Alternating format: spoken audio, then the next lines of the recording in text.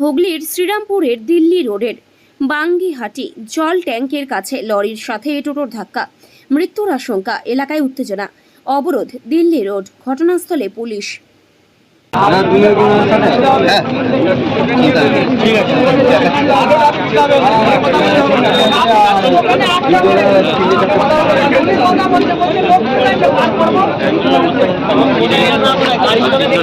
চলেই যাবে 2 ঘন্টা থেকে পাড়া ভেতরে আছে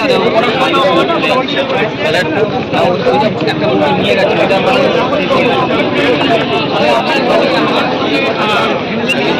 নিয়ে গেল।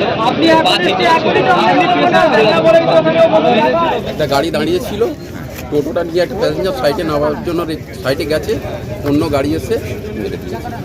কি অবস্থা, মানে মারা গেছে তো? হ্যাঁ, 2 জন মারা গেছে, একটা বাচ্চা সমেত, 4 জন বড়, 1 জন বাচ্চা। তাকে ওয়ালসে নিয়ে চলে গেছে, 3 জন মারা গেছে।